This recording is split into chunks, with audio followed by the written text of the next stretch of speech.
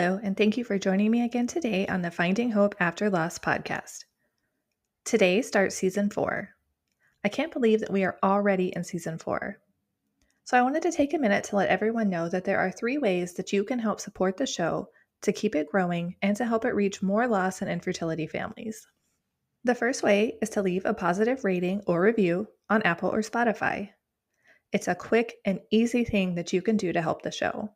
The second way is to subscribe.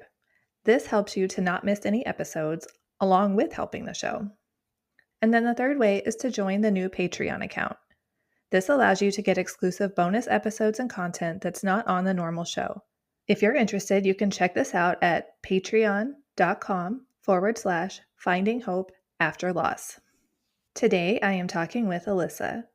She is a mom to 2 living boys and a daughter, Isabelle, in heaven. She and her husband had to go through fertility treatment in order to get pregnant. At 21 weeks, they found out Isabelle had a rare heart condition. Alissa also recently gave birth to her rainbow baby just a few months ago. In this episode, she talks about her loss, how she coped with her grief, and about her pregnancy after loss. Hello, everyone. Today I am here with Alissa. Alissa, can you tell us a little bit about yourself?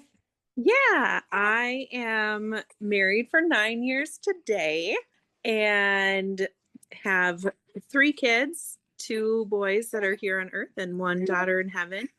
And then we have 2 dogs, and I am also a drug and alcohol counselor. That sounds like a very busy life. Yes. What kind of dogs do you have? We have a lab hound, like a lab hound mix, and then so she's kind of like a mini black lab. And then we also have a plot hound. Okay, I'm not as familiar with those. Yeah, she's like the dog in Lady and the Tramp, the older one that's blind. Yeah, Oh. she's like that. I She's love like that a visual, though. yeah, she's like a traditional hound. So do you mind sharing a little bit about your last story? Yeah, so with my 6-year-old son, we had no issues getting pregnant. Pregnancy was great. Everything went well with his birth. I did have to have an emergency C-section because he got stuck, but otherwise everything was great. When he was 2, we decided to start trying for another baby, and we just were not getting pregnant. So we actually tried for 2 years and then sought out, what was going on in infertility stuff. Our infertility issues are pretty solvable with the help of IUI. So we are kind of a rare category in that sense because most people have to jump right to IVF. But we ended up pursuing IUI and got pregnant on our second round. And that was my pregnancy with Isabelle. And my pregnancy with her was going great. I had really minimal symptoms. We were super excited, did a gender reveal with our family. And then because I was over 35, we went in for a more in-depth anatomy scan when I was 21 weeks pregnant. And the doctor saw that there were several issues going on with her, mainly with her heart. So he ended up rushing us to a major hospital in Minneapolis. And so we went there the next morning and had a cardio ultrasound and found out that Isabelle had Epstein's anomaly, which is 1 in a million of a heart condition. And so she was in a really massive heart failure. They were actually really surprised that she was still alive. So they gave us the option of either being induced with her and choosing when that would happen, or else just waiting until she passed and then being induced. So we ultimately decided to be induced. It was on a Friday that we made that decision, and we decided to wait until Tuesday to be induced. And so she did make it to Tuesday, and she ended up passing during my labor process. I had a really horrific labor and delivery with her. I had a lot of back labor, so it was extremely painful. Normally at 22 weeks, a baby just tends to slip out, but she ended up I don't know if it was my body fighting it or what, but ended up pushing for probably a half an hour before she finally was delivered. So yeah, and then we obviously took time to grieve and then decided to try again and had our rainbow baby in February. Thank you for sharing that. What Yeah. now, was her condition anything that you had ever heard of before? Nope, never had heard of it before. And I've never met another lost mom that their baby had that condition. But again, it's one in a million. So it is very rare. I know for me, because Jasmine also had a rare condition, not as rare as that one, but still really rare. And, I feel like when they say the statistics are like, less than 1% that you'll get that, like it makes me feel like those statistics can't be trusted anymore. Did it like change your view on like numbers or anything like that? No, no, not really. It was just, for me, it was just like, okay, this is what's in front of me. So, we're just gonna have to figure this out. So, and I think, correct me if I'm wrong, but I think you didn't announce your rainbow baby until they were born, correct? Correct. So Yeah. how was that? Like keeping it It was kind of difficult. I mean, people that I saw on a daily basis, they obviously knew I was pregnant and very close friends and family, but we were just so nervous, even though Isabel's heart condition was one in a million, it was still very emotionally and physically draining to be pregnant again. And we had gone through IUI to get pregnant again and got pregnant with him on our second round of IUI. And yeah, it was just scary, and so putting it out there wasn't something that we wanted to do. And then like my mom kind of wanted us to put it out there and be more celebratory, and we did get to that point in some parts of the pregnancy, but there was a lot of it too where it was like, nope, we're just, yes, we love him and we're celebrating him, but we're also scared. And so we just decided, you know what, let's just wait until he's here and then we'll announce it. I think a lot of people, especially if they've never been through loss, don't understand that pregnancy after loss is not a normal pregnancy. Yeah. Like Yep. it's terrifying. Yeah. Yeah. And I guess I wasn't prepared for that part. Like, I wasn't. I mean, I expected that there was going to be triggers and stuff, but I just thought once I got past week 22, when we lost Isabel, it would be smooth sailing and I would feel differently. And in some ways I did, but in other ways it didn't feel different. It was still scary. I had that same thought. I was like, once I get past that week that we had the loss, like it should be okay, right? But Yeah. same as you, like it wasn't. Then I just had new fears. Yeah. And Yeah. I There was think always the underlying fear of losing him for one reason or another. and I think that's one of the kind of bad things about being in the loss community is now like I'm far too aware of all the things that can go wrong, and Yeah. sometimes that's not a good thing. Yeah. I guess knowing information is good and bad. Yes. Yep. So did you find that there were any particular things that helped you with your grief after going through your loss? Yeah. So since I am a counselor, I got into therapy right away after our loss. Like I think I started it a week after we had lost Isabel. And it's so funny because I look back and I was literally like, okay, you have X amount of weeks to heal me because I have to go back to work and be a functioning person. And my therapist was just like, yep, no. Like, it doesn't work like that. Sorry. Yeah. So, I mean, therapy helped out a ton, like so much. Yeah, she has helped me so much through this entire journey, and I still meet with her. And that was a huge piece to it. I also did not get on antidepressants right away just because I felt like, my doctor had offered it, but I was like, my hormones are going to be changing and I don't want to mess with my body too much. So let's just try without. And I ended up having like a mental health breakdown right after the new year. It was like 2 days after the new year. And so I ended up getting on antidepressants and just being super gentle with myself and kind of open to with my job on where I was at. And they were so gracious with me and made some allowances for me just due to my circumstances. And so, like, all of those things combined were helpful. And I would say, too, it really took a village for me. It was really the support of family and friends, especially after that breakdown. My husband was just phenomenal for me in that time frame too. I mean, sometimes I forget that he had to watch me go through this deep depression, and so did my mom and other people, but for him it was a constant thing.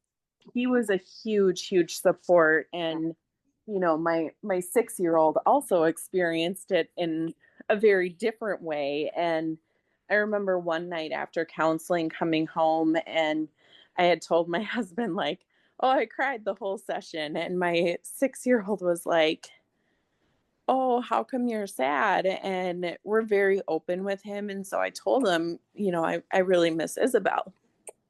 And he was like, I do too. I'm sorry that makes you sad. And I was like, but you know what makes me happy?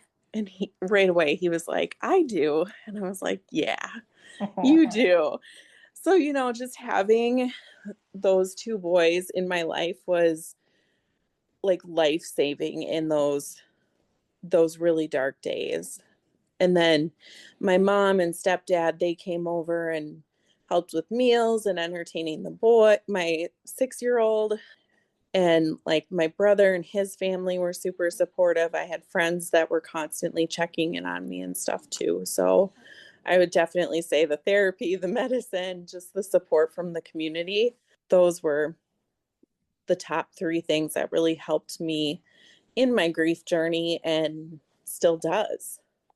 It sounds like you have a lot of supportive people in your life with your job and your family and friends and you Yes. know. Yeah. We are so lucky.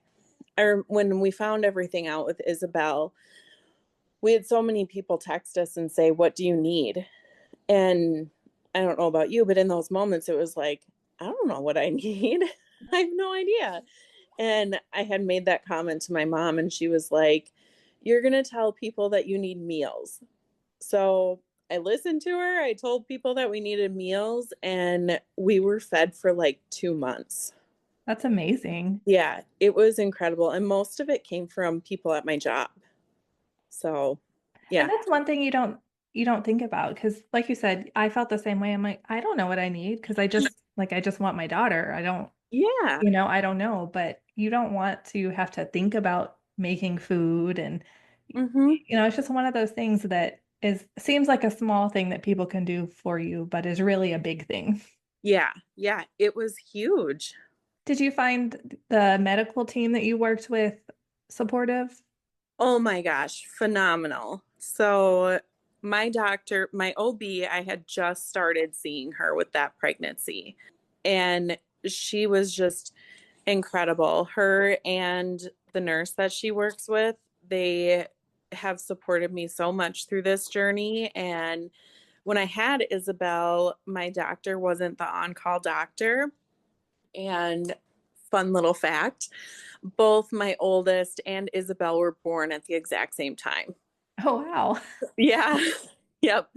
So she was born at 7:55 at night, and my doctor came in special just to deliver her, and just felt like she really needed to be there for me. And so that was phenomenal. I had 3 nurses in the hospital that my mom says they were like little mother hens to me, and they really were. And I don't know, like going into it, I just kind of expected, like, okay, have a baby, like walk out, and like not an emotional connection or anything. But these nurses were connecting with us, and they were just phenomenal, just so wonderful. And my husband actually works at the hospital that we had Isabelle at. And so he has given them updates when he's seen them. And then one of my nurses that was there for Isabelle's delivery actually delivered Finley, our rainbow baby. So that was super special. Yeah, everything's just really come full circle with the medical team. And then with it's a different company that does the anatomy scanning. And when I scheduled the anatomy scan for Finley, I just scheduled it with any doctor. And when we found out about Isabel's heart condition, there were three doctors in the room at the time. And one of them, I had zero clue what her purpose was. Like, my trauma just kind of blacked it out. And when we did Finley's anatomy scan, that doctor actually walked in the room, and both my mom and I, our jaws just dropped to the floor because we couldn't remember what her role was. But she was one of the specialists, and so she got to come full circle and see that we were pregnant again. And then the doctor that told us about Isabel's initial issues that rushed us down to the major hospital, I actually got to see him last week, and he met Finley. So I love that. that was really cool. Really cool. Yeah, so it sounds like you were lucky on all sides, like the support that you received all around. Yes. Yes. We were so, and I mean, we still are just so lucky with that. I think doctors and nurses don't understand how important their role is, like when we're going through a loss, and just showing that little bit of compassion even just is so much more important than they even realize. Yeah. Yep. Agreed. Yeah, they can either, I mean, it's a horrible experience either way, but Hmm. they can make it as good as it could be or as bad as it could be. Yes, yes, 100%. And like when I was in so much pain from the back labor when I delivered Isabel, my nurse Kayla, the one that also delivered Finley, I'll never forget. She just got super close to my face. I think partly because I was not wearing contacts or glasses, so I couldn't see. But she just got really close to me and just so gently was like, Alissa, you can do this. You have strength. And she experienced her own miscarriages, and she disclosed that to me, and she was like, you are so much stronger than I am. And it just getting that encouragement, that helped me so much in that moment of just extreme pain. It helped me get through, and just that reminder that the strength was there was what I needed. It's like making me tear up over here. So, are there any special things you do? Like, do you celebrate her birthday every year? Or are there any other ways you incorporate her into the family? Yeah, so we actually have, I mean, it's battery operated so that it's not a fire hazard, but we have a candle that we keep lit at all times in our house. And it's in one of those like lantern things. And I have a Cricut machine. And so I put her name and birth date on it. And then at every holiday, we light a real candle for Isabelle for her birthday. So this year was her first birthday. And my husband and I both took the day off and just did self care. We went up to where she's buried. And then we had a cake made up for her. And that was kind of our way of incorporating my 6 year old into her birthday. And so he understood, like, we're celebrating Isabel's birthday, even though she's not here, and had a cake for her. And yeah. So in family pictures, we have a weighted elephant with her name on it. So we'll either use that or our lantern with the candle. So we definitely do. And then my older brother and sister-in-law, they are going to have a baby girl in August, and they decided to do the middle name after Isabel. I love that. Yeah, it was so touching to have them make that decision and choose that. And they had told us that was their way of wanting to keep Isabel in the family. So, Ugh, I love your family. They are pretty great. So if you were to give any advice to someone who's like newly going through loss, what would you tell them? I would tell them to definitely be gentle with themselves. I feel like in so many ways I was not. And part of that is my personality. I tend to get stubborn. And there were definitely times where I pushed myself when I just needed to take that step back. And I think that is a huge thing that contributed to that mental breakdown was I went back to work thinking, okay, now I've got to be normal. And nobody had that expectation on me but myself. So, just to be gentle with yourself and allow yourself to process some of those feelings is really huge, even though it sucks and it's not fun by any means. We have to if we're gonna get better and be functioning for those in our lives. I had the same experience. I think I'm a lot alike personality wise because I was like, I just got to go back to work. I just got to be normal. I just got Yeah. to like move on. And then it's like, then it all explodes in your face because you tried to push yourself. Yes. And yeah, like you said, I think it's important to realize that we're the ones putting that expectation on ourselves a lot of times. I mean, Hmm. sometimes there is outside pressure too, but I think a lot of it is internal. Yeah. Yep, it is. And then I had heard recently that the first year of grief, you operate at like your 50%. So when I heard that, it made perfect sense to me why I have this mental breakdown because it was like I was trying to go back to my norm with just life in general, and I wasn't normal. I wasn't my normal self. I experienced a trauma, a loss, and so that's where that advice comes from for me to other lost moms to just be gentle with yourself because you're not going to operate at your normal speed and you're not going to be yourself again. I think that's great advice. Sometimes it's hard to take our own advice and listen to ourselves, but Yeah. Yep, for sure. so when did you first find like the lost community? Was it soon after your loss or was it later? Yes and no. So we actually discovered the lost community. This is so crazy. So I'm going to give a shout out to my friend Mandy. She is a huge reason that I am part of the lost community. And she was one of those huge helpers for me in those really dark days. So we met, like I said, I have a cricket machine. So on Facebook, I'm part of these cricket groups. And there was somebody on there that said they had lost a grandchild to stillbirth or their own. I can't remember. Anyways, they were asking about memorial things. And Mandy had commented on it that she had lost her son and that if anybody wanted to talk, her inbox was open. And right away, I was like, okay, are you serious? Or are you just saying that? So I did reach out to her and I was like, I need to talk to somebody because I felt so alone. Like, even though my husband went through the loss with me, you know, he's a man, I'm a woman. So there's that difference. And I also felt really alone in the sense that I didn't know anybody that had lost a baby as far along as I did.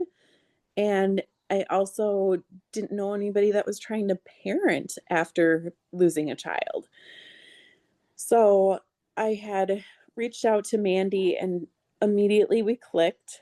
And she connected me to Journey for Jasmine and Touch of Teddy and other organizations in the Lost Mom community. And her and I have gotten to be extremely close and we talk all the time. We're constantly texting each other. And yeah, like I said, she's been a huge, huge support for me. I love that. I always wondered how you two met. Yep. Yeah, and so we're trying to figure out when we can meet in person because she's in Ohio, I'm in Minnesota. So we're trying to make that happen. So she might come out to Minnesota this summer. And if not, we're going to try and meet halfway in Wisconsin. Amazing. I love Yeah. that. Yeah, Yeah. there's just something about having a friend who's gone through what you have, Mhm. it's just so different. Like you don't have to explain yourself.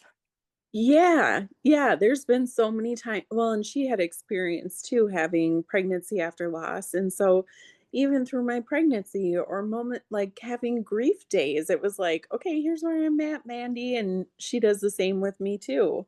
So, it's been a great relationship. Yeah, I feel like family and friends, like they try, but if you haven't been through it, you just can't understand it fully.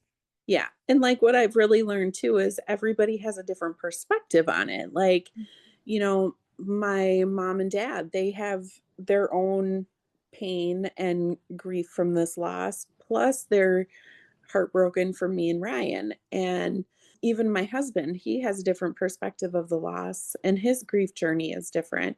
My six-year-old's grief journey is different, and my brother's grief journey in it, my my husband's siblings, everybody has a different perspective on it, even though as a family we go through it somewhat together, but it's different for them than it is for us as the parents and us as the mom. Yeah, and sometimes I think we don't realize how much it does affect our other family members because there's even times now, she would have been 7 this year, so it's been 7 years for us. Mhm. And there's still times that somebody in my family will say something and I'll be like, I didn't realize it affected you like that, because we Yeah. just don't always focus on them. Yeah. So Yeah. yeah, it's interesting. Mhm.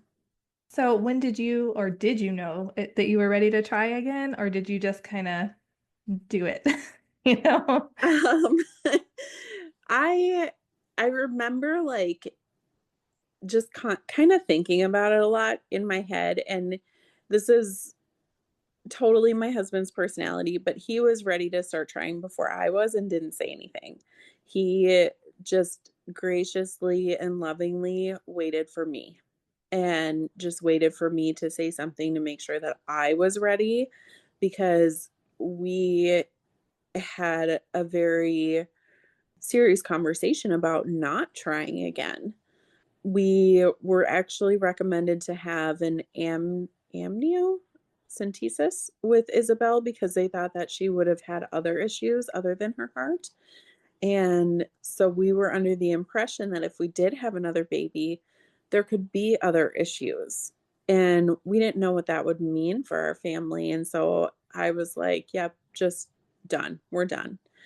And then, like I said, I was just constantly thinking like, maybe this is something I want. And so I mentioned it to my husband in the beginning of March last year, and he was like, "Well, I've been thinking about it too." And like I said, he works at the hospital where we had a lot of stuff done medically. And so he ran into the doctor that had found out Isabel's heart issue. And he had a conversation with him about everything, and so that doctor had said, like, "If you guys did pursue this, you would need to go through a genetic counselor, and then they can give you kind of the rundown on things," but he had told my husband, like, "Honestly, the chances of you having a baby with a disability is pretty low."